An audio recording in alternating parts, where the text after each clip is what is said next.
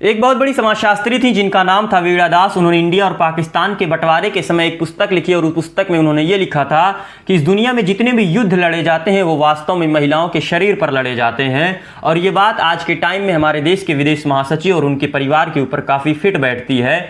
जब हमारे देश के विदेश महासचिव सीज फायर का ऐलान करते हैं तो हमारे देश में कुछ अपने आप को जो अति राष्ट्रवादी और भक्त कहने वाले मीडिया ट्रोलर्स होते हैं, आते हैं उनके परिवार को और उनको लेकर के गालियां देते हैं और अश्लील टिप्पणियां करते हैं।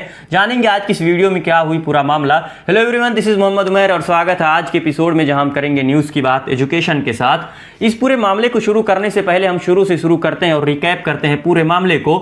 पहलगाम का आतंकवादी हमला होता है और हमारे देश के 27 लोग शहीद होते हैं। उसके बाद हमारे देश की सेना पाकिस्तान के आतंकवादी अड्डों पर हमला करती है। उसके बाद पाकिस्तान भी इसका रिटेलिएट करता है और इन दोनों देशों के बीच युद्ध का आरंभ होता है। लेकिन ये युद्ध ज़्यादा दिनों तक नहीं चलता है, सीज फायर का ऐलान होता है और हमारे देश की तरफ से सीज फायर का ऐलान करने के लिए आते हैं हमारे देश के विदेश महासचिव जिनका नाम है विक्रम मिस्री। विक्रम मिस्री आते हैं 10 मई को सीज फायर का ऐलान करते हैं। लेकिन जैसे ही ये सीज फायर का ऐलान करते हैं इनकी जिंदगी में एक आता है भूचाल ऐसा कि हमारे देश के विदेश महासचिव को अपना अकाउंट प्राइवेट करना पड़ता है।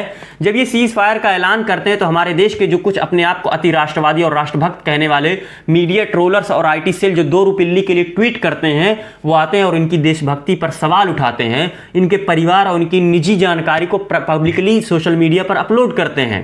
देश के विदेश महासचिव सीज फायर का ऐलान करते हैं। उसके बाद कुछ मीडिया ट्रोलर्स आते हैं और उनके सोशल मीडिया अकाउंट यानी कि ट्विटर अकाउंट पर आते हैं और इन्हें ट्रेटर और गद्दार ठहरा देते हैं। यानी इनसे इनकी देशभक्ति का सबूत मांगा जाता है।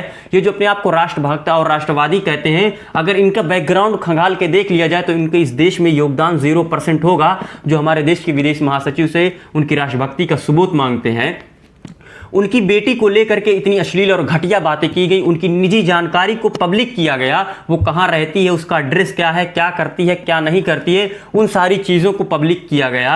यानी हमारे देश के विदेश महासचिव को अपना अकाउंट प्राइवेट करना पड़ सकता है इन मीडिया ट्रोलर्स की वजह से। तो सोचो आम लोगों का क्या होता होगा। और सबसे बड़ी दुख की बात तो यह है कि इनके सपोर्ट में कोई मंत्री आया तक नहीं। अगर हमारे देश के विदेश मंत्री एस जयशंकर प्रसाद दिल्ली पुलिस को यह कहने कि इन जितने भी ट्रोलर्स हैं उनको मुझे 24 घंटे के अंदर जेल में चाहिए, तो उनमें से कोई एक बंदा नहीं बचेगा जो जेल में नहीं होगा। लेकिन अफसोस की बात तो यह है कि हमारे देश का कोई भी मंत्री इनके सपोर्ट में नहीं आया।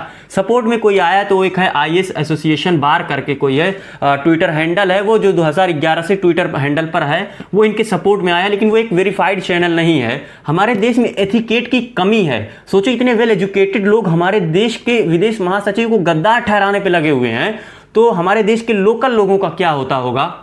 से कुछ दिन पहले जब हमारे देश का पहलगाम का आतंकवादी हमला हुआ था तब हमारे देश के एक नौजवान शहीद हुए थे जिनका नाम था विनय नरवाल।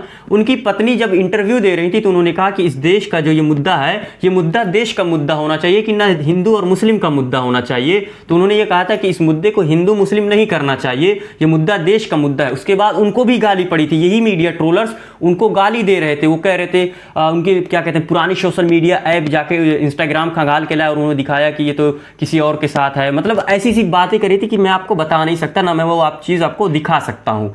एक सेंसिबल इंसान को यार इतना होना चाहिए कि इस देश का वो विदेश महासचिव है, आप उसके देशभक्ति पर सवाल उठाते हैं। सोचो आप कहाँ हो, आपके अंदर एक इतना इथिकेट होना चाहिए यार। देखे होंगे विदेश महासचिव जब वो बोल रहे थे कितने यार सभ्य तरीके से, कितने अदब और एहतराम के साथ बोल रहे थे, वो कितने एक डिप्लोमेसी वाली बात कर रहे थे, सुन के कितना अच्छा लग रहा था। लेकिन आप उनकी देशभक्ति किस बात पर सवाल उठाते हो यार।